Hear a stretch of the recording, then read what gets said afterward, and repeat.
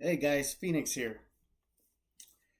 I want to talk about a particular song I made, and it's kind of it is a very sensitive topic, but that's a good thing about music is that I could talk about something that people either don't want to hear, don't want to know, or they do, or they just don't know. And that's the thing about music is that music is a form of freedom of speech, a freedom of expression, and you can express how you feel. And a lot of musicians, Bob Marley, Bob Dylan, and more musicians have expressed what was wrong with society and how it could be fixed, or at least awareness. That is the beauty with music. It is part of your freedom of speech. It is part of your First Amendment, and never let that get abused. So one of my songs here, Bureau of Prisons, I actually made this. I wanted to make awareness among the prison, the prison community, the how these prisons are exploiting people and chopping them up and selling their meat. Now you think I'm just talking smack on that? You think I'm just What does he talk about? Well, let me show you. Let's see here. Listen to this clip real quick. I'll watch this clip. It was a funeral home that first alerted Sarah Kennedy something was wrong with the body of her brother-in-law, who died while imprisoned. He said, "Did y'all realize he came back without his organs?" And I'm like, "What do you mean, he came back without his organs?" The funeral director told Sarah everything was missing inside Jim Kennedy Jr.'s body. Everything but his eyes. Liver, heart, all of your major organs, they were gone. She says those organs were taken without the knowledge or permission of Marvin Kennedy, Kennedy Jr.'s brother and legal representative. But yet they made the decisions for you or represented you without your permission. Sarah repeatedly tried to contact the prison and the University of Alabama at Birmingham, which is among the providers that conducts autopsies for the prison system. I had a lot of questions. But no. Well, here's the question and answers. The thing about prison food is that it's designed with soya, and it's fluff. It's not real food. It's all salt. It's all soy. Here's an example of this kind of food that the inmates eat inside prison. This is what they call off loaf. But the funny thing is, right here, it says nutrient rich loaf of food. It basically looks like a turd with beans. And let me go ahead and zoom in that real quick here. If I can. Darn it. Okay. Notice that these beans right here, these carrots. Now, if you pay attention more, if you could zoom in, if I had a better view, they have rice. Now, these beans and rice are sitting in the back, in the kitchen. Now, you have mice, you have rats going into these big bean bags, bean or rice bags.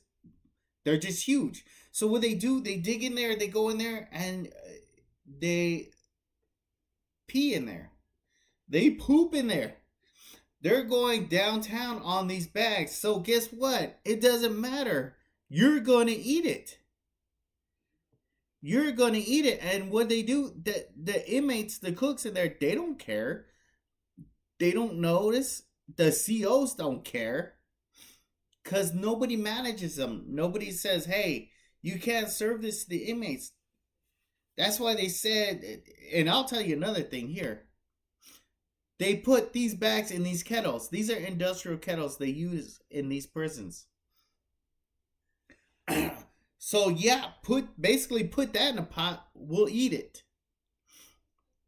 So you have poop in there, you have pee in there, and sometimes you have mice in there as well. And the inmates are so hungry, they don't care. They got to eat something. So you're getting sick as you're eating this leftovers that's turning into off loaf. They call it off loaf. you're starving. What are you gonna do? So what happens is you start to get sick because you eat these science experiments, and you start to you go to the infirmary and you're like, hey, I'm not feeling well. Oh well, drink some more water. So these inmates are going to work, working for a for-profit company like Unicor, making money for them, and you get, if you're lucky, $20 a month. And that's not even including the commissary you got to pay for. So if you're sick, you got to pay for cough medicine. Guess what? Too bad. Because that $20, $5 is going to go to a dollar store cough syrup. Dollar store. I'm not joking. They racked that up like 50%. So you get sick. You go to the infirmary. Hey, I'm sick. Can you help me? Nope. Go buy some aspirin. Go buy some cough medicine. There goes your paycheck for the month because he got $20 for the month.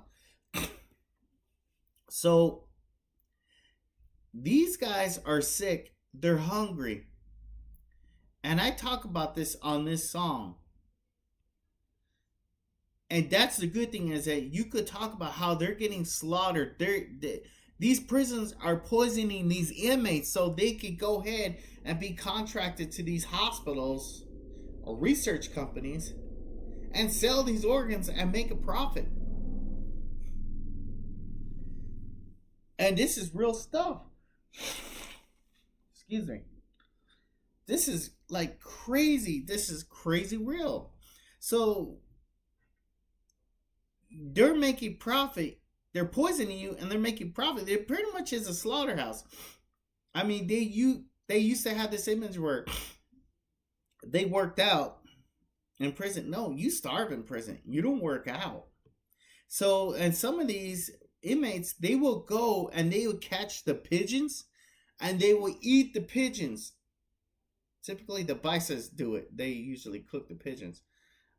So, and they make burritos out of it. Hey, tapatio goes a long way. There's a reason why tapatio kills bacteria. But a pigeon burrito doesn't sound so bad. So remember, guys, you have the power. You have the power of freedom of speech. You could talk about sensitive topics on your songs that people need to hear. You got to spread awareness. You got to tell them that this kind of abuse is happening. And the fact is, your families could go through this heartache. Your families are victims of this kind of prison system. And in the end, it's all about money. Not about humility, not about rehabilitation, but about money. So find the truth in your music. Spread the awareness that that your loved ones in prison won't end up in here as a science experiment to be sold to these contracted hospitals, telling them, oh, okay, well, let me go ahead and, oh, somebody died in prison? No, call the ambulance. Call the ambulance. And, put the dead body in the ambulance. I need you, the paramedics, to say dead on arrival. So the prison's not liable. No lawsuits. Because the prison tried to save the inmate. Quote, unquote. That's what these guys do. But you got the power. You got the power to talk about topics like this, to spread awareness. Don't let nobody stop your freedom of speech, no matter what. Because your freedom of speech changes people's lives. So remember, talk about something that's passionate in your songs. And you might change somebody's life. You might open their eyes. I mean, isn't that the ultimate gift in life? Is to be a better person? is to help others and forgive others. If you can't forgive others, you can't forgive yourself, man. Just show a little bit of love to these guys that come out of prison. Right now, they're working landscaping jobs. They're working fast food. They're doing what they can because they can't get a good career with a felony record. It sucks. So and then with all the fights and stabbing, just show some love, man. Give them a second chance. Just do what you can, man. Alright, guys, signing out. Have fun with Bandlab.